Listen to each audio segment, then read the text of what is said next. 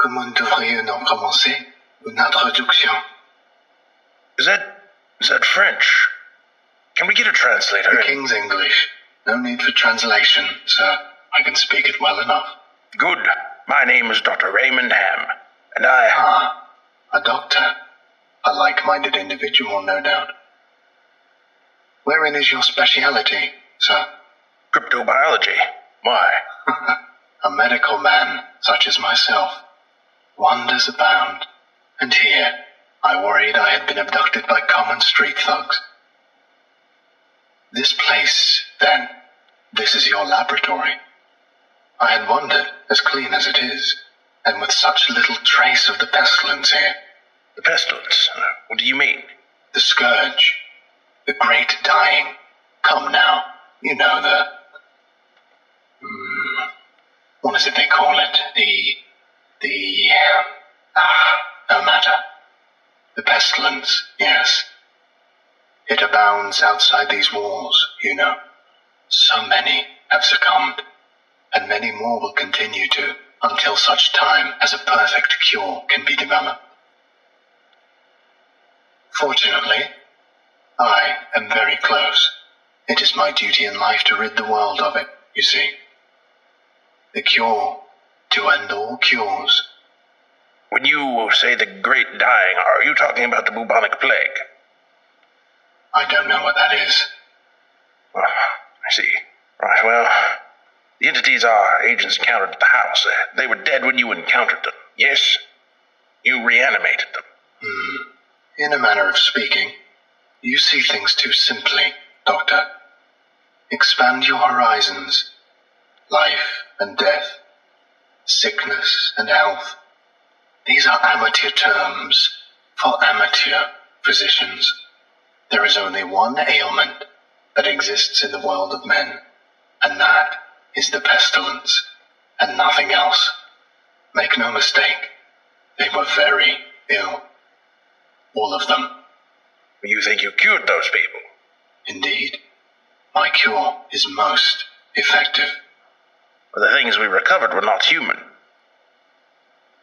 Yes, well, it is not a perfect cure, but that will come with time and further experimentation. I have spent a lifetime developing my methods, Dr. Ham, and will spend a lifetime more, if necessary. Now, we have wasted too much time. There is work to do. I will require a laboratory of my own, one where I can continue my research unimpeded. And assistance, of course, though I can provide those on my own. In time. Oh, I don't think our organization would be willing to... Nonsense. We are all men of science.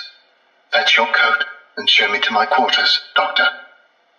Our work begins now.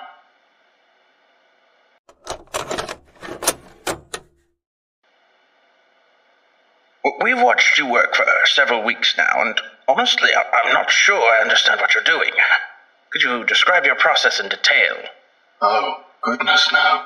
The process is most intensive. As I said to your assistant, the best instruction you will find about my methods are here in my journals, as I have kept exhaustive records of my work there.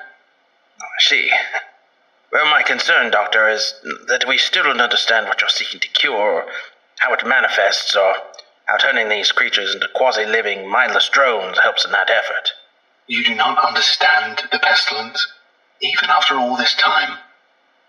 Doctor, it is an unspeakable horror, one that has shown its true face many times before, and will again. I find myself blessed with the wisdom and good senses needed to root it out and destroy it. But many, like yourself, cannot. It is a cruel judgment, I fear, to be at the mercy of a disease you cannot fully comprehend. That still doesn't answer my question. How's your cure any kind of cure at all? It is a cure. You may laugh at my efforts if you please, but do not besmirch the good name of scientific progress that has developed this great mercy. What you short-sightedly see here is a life better than any this creature could have hoped for. Stricken as it was with the pestilence, this creature is now clean, unable to spread the pestilence, and free from the terror it would have experienced otherwise. This is hardly a creature at all, Doctor. It's not even... Do not jape with me, sir. You and your colleagues are like so many others, unable to look past minor setbacks to see the salvation taking place before your very eyes. Do you wait to remove rotten timbers until the whole collapses on top of you? No. You find them and you pull them out and replace them with those untouched by rot. And most of all, you do not simply mock the structure because it now looks different to you. It is strong. It is free of disease. I'm sorry. Didn't mean to agitate you. I'm just trying to understand. Yes. Well, do mind your words in the future, Doctor. I am a professional, but even professionals may feel the bite of pride in dealing with criticism of their masterpiece. I will forgive this as an act of good faith between colleagues. Is there anything else I can help you with? No, that will be all. Another test subject on the usual schedule. You know my preference of subjects with more human anatomies.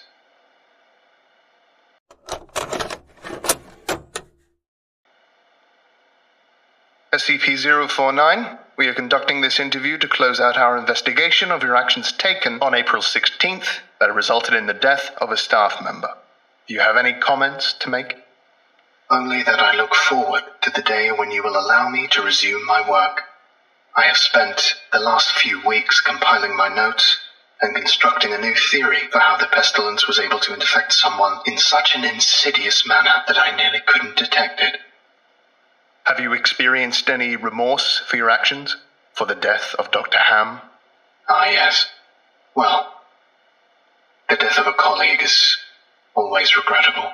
But in the face of the pestilence, we must be swift, Doctor, and act without hesitation.